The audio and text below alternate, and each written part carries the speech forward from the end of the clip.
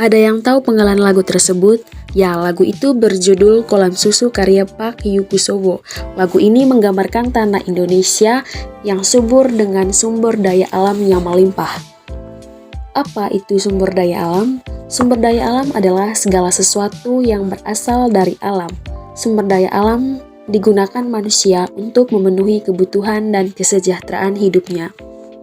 Berdasarkan asalnya, sumber daya alam dibagi menjadi sumber daya alam hayati dan non-hayati. Sumber daya alam hayati berasal dari makhluk hidup, misalnya hewan dan tumbuhan. Minyak bumi, batu bara, dan gas alam termasuk sumber daya alam hayati karena berasal dari sisa-sisa makhluk hidup.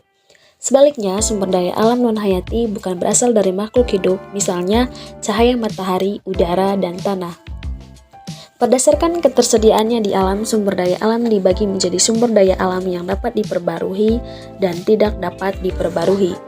Sumber daya alam yang dapat diperbarui akan ada terus-menerus seperti cahaya matahari, tanah, air, dan udara, atau sumber daya yang bisa dikelola agar jumlahnya makin banyak seperti hewan dan tumbuhan. Sebaliknya, sumber daya alam yang tidak dapat diperbarui jumlahnya terbatas dan akan habis jika dapat dipakai terus-menerus, contohnya minyak bumi, batu bara, gas alam, dan bahan tambang.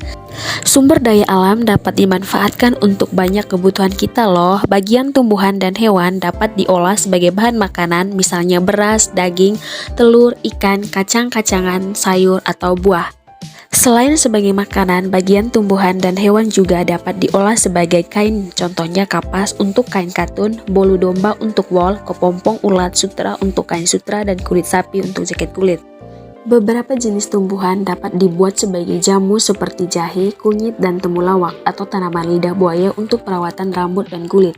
Berbagai peralatan rumah tangga seperti meja atau lemari dapat dibuat dari bahan kayu dan plastik. Plastik merupakan hasil dari pengolahan minyak bumi.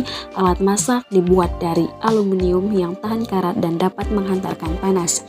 Sumber daya seperti tanah dan bebatuan diolah menjadi semen, genting, dan batu bata.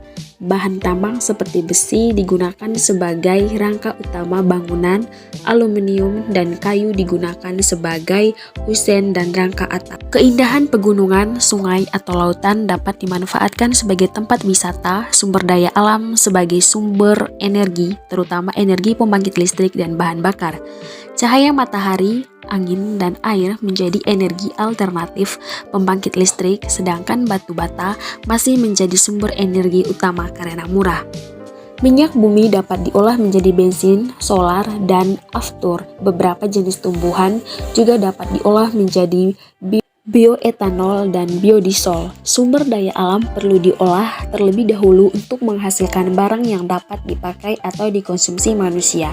Pengolahan sumber daya alam membutuhkan teknologi, salah satunya dalam pembuatan kertas. Kayu gelondongan dikupas kulitnya dan dipotong-potong.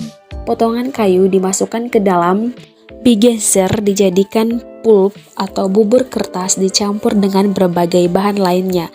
Campuran pulp dimasukkan ke mesin pembuatan kertas untuk dibentuk menjadi lembaran-lembaran kertas, kemudian digulung dalam ukuran besar. Gulungan besar ini dipotong lagi dan dikemas sesuai kebutuhan.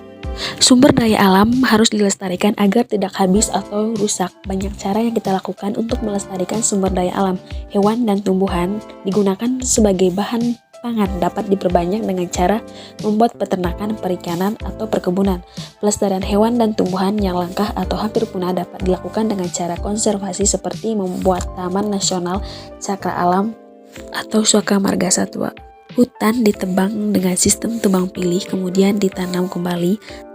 Tanah bekas pertambangan juga harus dipulihkan agar dapat dimanfaatkan lagi. Nah, kamu sudah lebih tahu ya tentang sumber daya alam. Sekarang gimana nih biar jadi lebih bijak?